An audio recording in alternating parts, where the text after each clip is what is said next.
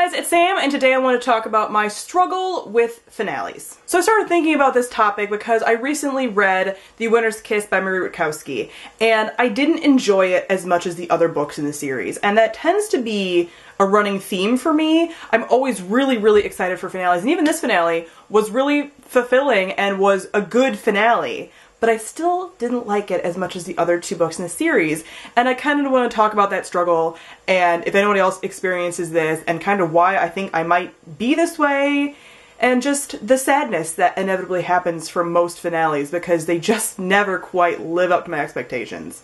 So for the most part, in a lot of my favorite series, I tend to enjoy the second book in the series more than any of the other books. It's a weird thing because a lot of times also I think books suffer from second book slump if they're in a trilogy, but when the second book is done well, it's my favorite book of the series. A good example of this is Siege and Storm by Leigh Bardugo. This is the second book in the Grisha trilogy, and I love it above and beyond both of the other two books. I gave the other two books in the series 5 out of 5 stars as well, but I think the finale was a letdown for a lot of people, not just myself, but it doesn't live up, even though I even think that finale was a good finale. This book was just everything and left me with such high expectations that the finale was a letdown for me.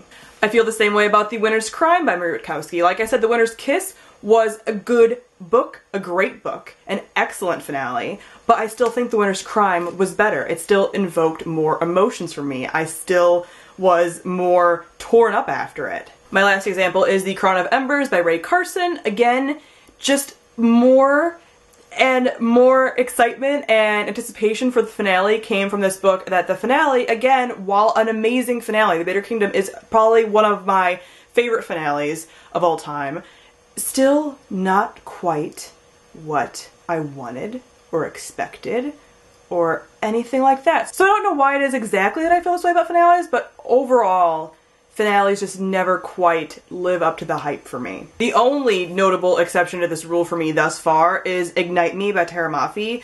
This book, I think, is leaps and bounds above the other books in the series. There's just a lot of things about this book that make it feel even more just like a second book to me. I just feel like the Shatter Me trilogy took a little bit longer to warm up because it starts getting really good, in my opinion, about halfway through Unravel Me, which is the second book, and then it really just kicks off in this book, where a lot of these other second books in series, that's when it kicks off. So it's kind of like, this is kind of very similar to a second book for me, even though it's the finale. But this book left me completely happy. I know a lot of people want an epilogue. I too would love an epilogue, but I'm okay with not having one. This is probably my favorite finale that I have on my shelf. So what is it about finales that just leave me disappointed? I'm not exactly sure, but I think it's that I usually read books as they come out. There's a few exceptions. Obviously, the Grisha trilogy I just marathoned through, but there's usually enough time to where I can think and theorize and everything, and those series I tend to be even more disappointed by the finales, because even if they're great, even if the author does an amazing job, the things in my head were better. In my head, obviously. So I am left disappointed because I'm like, oh, you could have gone all these different directions, and you went with this, and even if I wasn't expecting them to go that way, I still kind of view my own headcanons as better, even though obviously it's their story, and they can obviously do what they want. I'm not saying that, like, I have better ideas or anything than these authors, that's not what I'm saying, but it does leave me kind of disappointed, or if there's a lot of potential from the beginning part of the series and that just never gets fulfilled by the end of the series, that's really disappointing to me as well. So a notable example of this, and put down you damn pitchforks, it is Winter by Marissa Meyer. I liked this finale, but I gave it a 4 stars instead of a 5 stars because I just feel like the series led up to this so wonderfully and built all this anticipation, and then this book was just very anticlimactic to me because there's a lot of things that just didn't happen, a lot of things that I wanted to have happen as far as just like world building and seeing things and character development. We just kind of ran out of time with this book, I felt like, so I'll make my review about this if you guys have any questions about this, because I know a lot of people have read it and they're gonna have a lot of questions as to why I felt this way. But this was just a very disappointing book for me because I felt like the rest of the series built up so much and it could have ended a little bit differently and with a little more of a punch, and it just didn't. I also feel like I'm a type of person who does enjoy more of a powerful punch to my finales. Like, I'm actually fairly okay, for the most part, with main characters or really prominent side characters dying in the finales. I don't want them to, but I think it's reasonable to expect that they do. And so when they don't, I'm a little like, because for the most part, finales are when the huge, major, epic, like war, battle, whatever is happening. The peak of the story is happening in the finale. So for there not to be some kind of loss, it feels very unbelievable to me when you don't have a loss of some kind. So a lot of these finales that I've mentioned, there aren't those big losses, and I almost feel like that's a bit of a cop-out. And again, I'm not like talking about one particular series. I feel like it happens a lot, is that a lot of authors won't push it the whole way, and they won't take the huge risks. And I feel like this happens in YA, but it happens in any series, honestly. There's a lot of situations where this happens.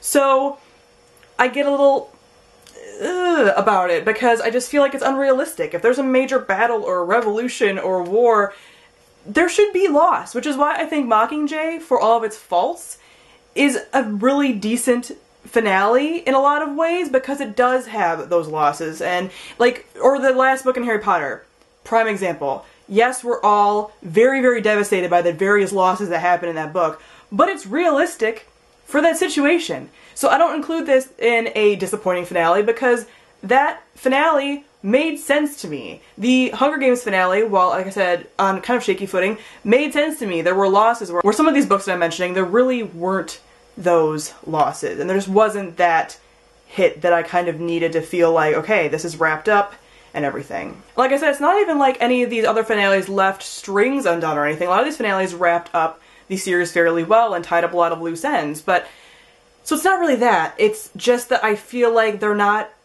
hitting me hard enough, and I don't know if it's just that I am a person who wants to just be a pile of feels after every finale that I read. Probably. It's probably exactly what it is. I need more emotions and I need more tears.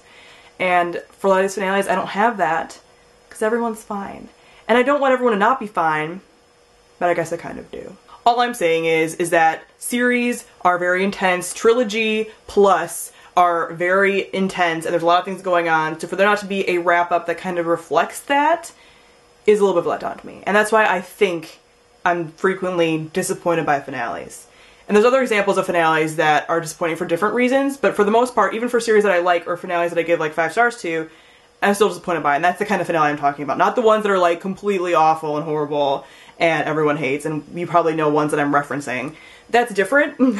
That's poorly done. These are well done, but still disappointing. That's the kind of finale I'm talking about here. And I'm also willing to believe that I don't like seeing the things that I love end, and finales are sad in that way, because you're never going to get to be with these characters again, and I'm sad, and I'm willing to believe that that's an issue for me as well. But I do think the major issue is that I'm not crying enough at the end. Yeah. So comment down below and let me know your thoughts on finales, if you are typically really excited about finales and they are great and they meet your expectations, or if you're more like me and even though they're good, they leave you kind of wanting. Comment down below and let me know your thoughts, theories, feelings on this. So thank you all for watching, and I'll see you guys soon. Bye!